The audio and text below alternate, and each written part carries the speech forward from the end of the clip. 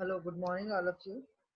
My name is Rachna Goyal, working as assistant professor in Department of Computer Science Engineering, Aryabhat College of Engineering and Research Center, Ajmer. Today's our topic is a reference model of real-time systems. Reference model is the model which is used for defining the uh, working of real-time systems. This model focuses on the relevant characteristics like timing properties, resource requirement of a system component, and the way in which operating system allocates the available system resources among the uh, various resource requirement of the system. तो इसका main goal होता है system को functional characteristics provide करना, timing properties पर focus करना और resource requirements पर फोकस करना। रेफरेंस मॉडल को हम लोग कैरेक्टराइज करते हैं बाय 3 कंपोनेंट्स। पहला वर्कलोड मॉडल, दूसरा रिसोर्स मॉडल और तीसरा एल्गोरिथम्स। वर्कलोड मॉडल मैंने बताया ही था कि जैसे होता है एप्लीकेशंस। वर्कलोड मॉडल वो एप्लीकेशंस होती हैं जिसको सिस्टम सपोर्ट करता है। रिसोर्स मॉडल वो होता है जिसके अंदर वो सारे रिसोर्सेज अवेलेबल होते हैं जिनकी रिक्वायरमेंट होती है एप्लीकेशन में। और एल्गोरिथम्स वो होते हैं जो ये हमें बताते हैं, जो डिफाइन करते हैं कि एप्लीकेशन सिस्टम रिसोर्सेज को किस तरीके से यूज करेंगे सब हमेशा। दिस इज द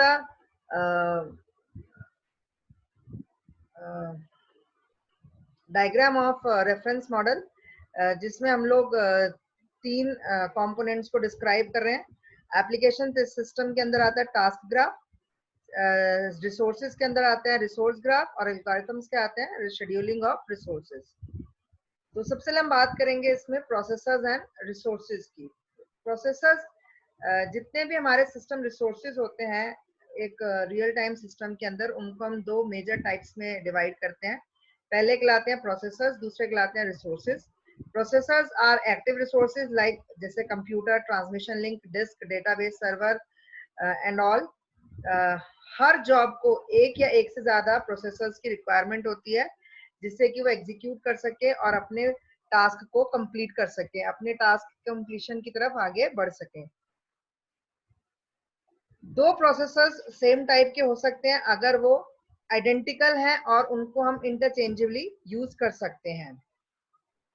प्रोसेसर्स को हम लोग डिनोट करते हैं with the letter of capital P और हम इनको सिस्टम्स के अंदर रिप्रेजेंट करते हैं P1, P2, P3, P up to Pn। Resources होते हैं the passive resources like memory, the sequence number of the resource, semaphores, database lock etcetera.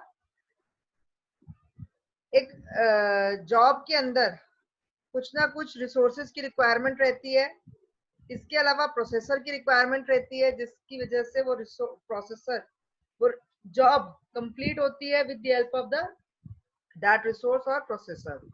Resource को हम एलोकेट करते हैं with the help of letter are.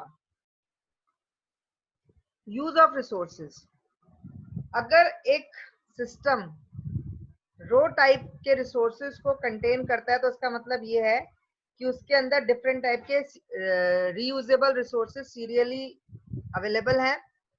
There are 1 और more units of each type of resource. एक resource को, एक unit को एक जॉब एक बार में असाइन होगी। ये म्यूचुअली एक्सक्लूसिव होते हैं। एक job must obtain a unit of needed resource, use it and then release it। यानी कि जब कोई भी जॉब को जिस रिसोर्स की नीड होती है वो उसको ऑब्टेन करता है, उसको यूज करता है और काम खत्म होने के बाद उसको रिलीज कर देता है। A resource is plentiful if no job is ever prevented from executing by the unavailability of units of resources। यानी कि हम रिसोर्स को प्लेंटिफुल कहते हैं जब कोई भी जॉब एग्जीक्यूशन के लिए नहीं रुकती due to the unavailability of resources of the units of the resources. Jobs never block when attempting to obtain a unit of a plentiful resource. Plentiful resource की वजह से जो कोई भी जॉब है वो कभी ब्लॉक नहीं होती है किसी रिसोर्स को, किसी यूनिट को ऑब्टेन करने के लिए। तो हम लोग जो प्लेंटीफुल रिसोर्सेज हैं इसको हम डिस्कस नहीं करेंगे, क्योंकि इनका कोई परफॉर्मेंस या करेक्टनेस के ऊपर इम्पैक्ट नहीं होता है। The temporal parameters of real time workload. Jobs को हम रिप्रेजेंट करते हैं कैपिटल जे से, तो हर एक जॉब को हम कैरेक्टराइज करते हैं उसके टेम्पोरल पैरामीटर से, फंक्शनल पैरामीटर से, रिसोर्स पैरामीटर से और इंटरकनेक्शन पैरामीटर से। टेम्पोरल पैरामीटर्स मींस वो पैरामीटर्स जो उस जॉब के टाइमिंग कंस्ट्रेंट्स और बिहेवियर्स को डिस्क्राइब करे। टाइमिंग कंस्ट्रेंट्स और बिहेवियर्स के अंदर जो पैरामीटर्स आते हैं वो होते हैं release time, absolute deadline, relative deadline and execution time.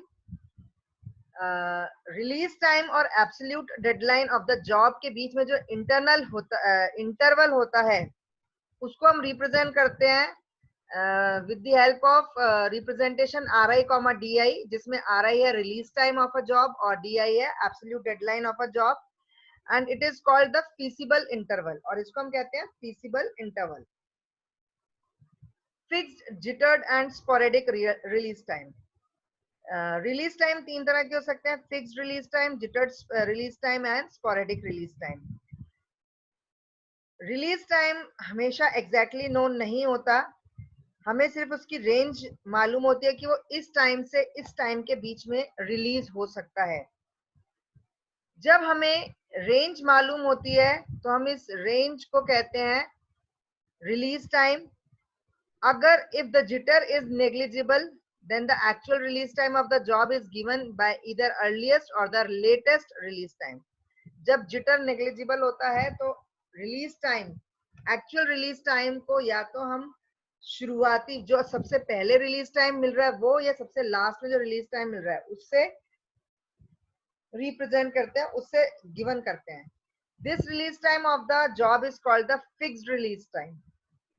Her real system के अंदर किसी भी अनएक्सपेक्टेड एक्सटर्नल इवेंट को रिस्पॉन्स करने के लिए, जो कि एक रैंडम इंस्टेंट पर अकर हुआ है, उसको रिस्पॉन्स करने के लिए जो जॉब्स होती हैं उनको हम कहते हैं स्पोरेडिक या aperiodic jobs.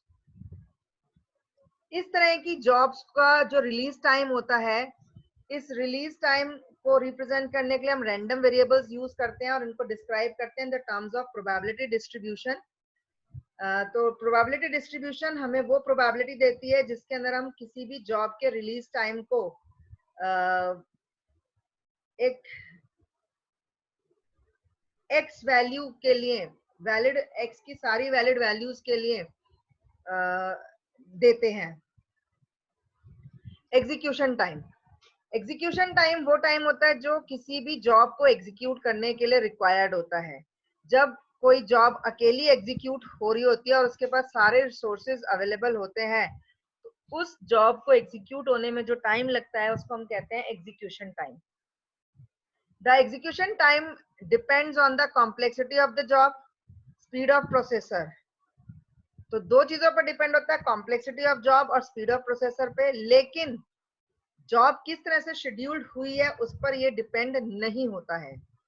The execution time में वेरी, जॉब्स के लिए अलग अलग एग्जीक्यूशन टाइम हो सकता है। It can only be known in terms of maximum और minimum value of time required to compute each job, और इसकी जो रेंज होती है एग्जीक्यूशन टाइम की, वो रेंज होती है EI माइनस से लेके EI प्लस तक। For most of the deterministic models in hard real-time system, the execution time means maximum execution time.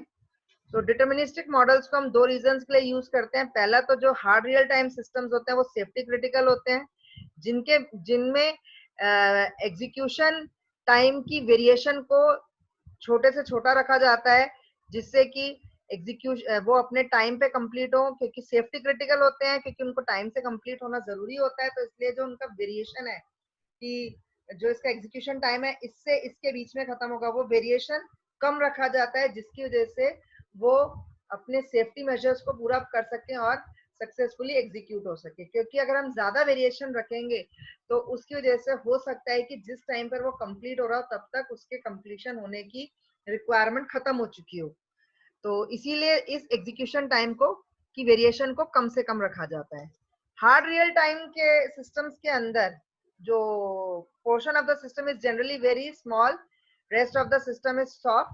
एक सिस्टम के अंदर जो हार्ड रियल टाइम पोर्शन है वो कम रखा जाता है और सॉफ्ट रियल टाइम पोर्शन को ज्यादा रखा जाता है, क्योंकि मैंने ये बताया वो क्रिटिकल सेफ्टी क्रिटिकल होते हैं और वो सेफ्टी क्रिटिकल नहीं होते हैं। तो हार्ड रियल टाइम सब systems based on its worst case processor time and resource requirement, जबकि तभी भी जब उनका एक्चुअल रिक्वायरमेंट बहुत कम होता है। We can then use the method and tools to allocate processor and resources to other applications when not in use. Thank you. This is for all today.